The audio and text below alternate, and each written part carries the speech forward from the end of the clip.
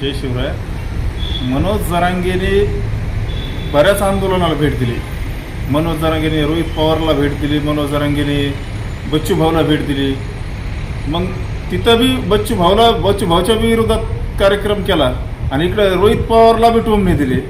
अरे मनोज जरांगे, तू स्वतःच्या नावासाठी लोकायला कधी बी ह्याच्या कमीतून काढतो. मग तू त्या मंगेश साबळेला का भेटायला गेला नाही? मंगेश साबळे कोण होता? तो बी शेतकऱ्यासाठीच बसला होता ना उपोषणाला. तिथं कशामुळे भेट नाही दिली? मग सरीकडेच भेट द्यायला पाहिजे.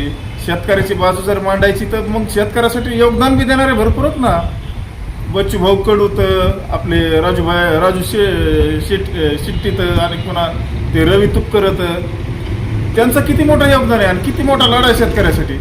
तुमचा शेतकऱ्यासाठी काहीही लढा नाही. तुम्ही फक्त आरक्षणाच्या नावावर स्वतःची पोळी भाजून घेतली आणि त्या पोळीत आहे का एवढी भाजली पोळी, त्या पोळ्या करपाल्यात. तुम्हाला त्या पोळ्या खाल्ल्यावर एक दिवस करपट ढेकूर येईल आणि ते सर खाल्लेलं एक दिवस सर बाहेर निघणार आहे. त्याच्यामुळे आहे का सर समाजाने आहे का ओळखून घ्यायला पाहिजे.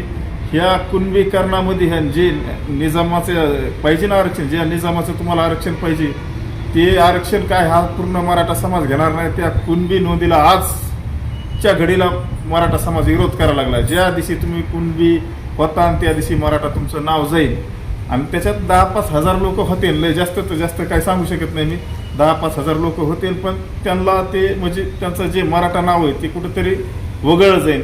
त्याच्यामुळे आहे का जे तुम्हाला EWS आरक्षण आहे आपल्या मराठा समाजाला, हेच आरक्षण चांगलं होतं.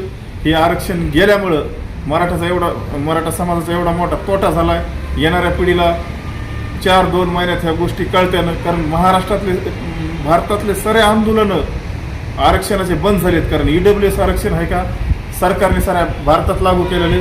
ते आरक्षण आता त्या आरक्षणामुळे महाराष्ट्रातल्या बाहेरले सारे मोर्चे बंद झाले. पण महाराष्ट्रातच कुठंतरी महाराष्ट्र पेटवायचं काम हे असे दलाल प्रत्येक समाजात तयार होऊन कुठंतरी स्वतःची पोळी भाजण्यासाठी आहे का हे असे स्टंट करतात आणि तरुण पिढीचं कुठंतरी वाटोळं केलं जातं. कारण ह्याच्यात भरपूर मुलावर गुन्हे झाले 307 सारखे जाळपोळीचे.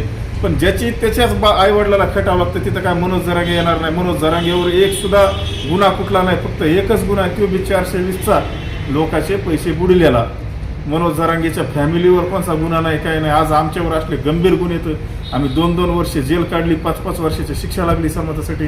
तरी बी आहे का आम्हाला मनोज जरांगे आणि मनोज जरांगेची जी लाभार्थी टोळी हे आज आम्हाला महाराष्ट्रात आहे का विलन करून टाकले. पण येणाऱ्या काळात आहे का समाजाला 100% कळण खरा हिरो कोण आणि डुप्लिकेट समाजाच्या नावावर आहे का पैसे उकळणार, टेंडर घेणारा 1300 कोटीचे दुसऱ्या लाभार्थीच्या नावाने आणि स्वतःच्या घरात कसे पैसे घडगंचे प्रॉपर्टी कमवून ठेवणार लेकरा बाळासाठी. कारण ह्यो मनोज जरांगे फक्त त्याच्या 4 लेकराचं बघतो. समाजाचं ह्याला काहीही घेणं देणं नाही.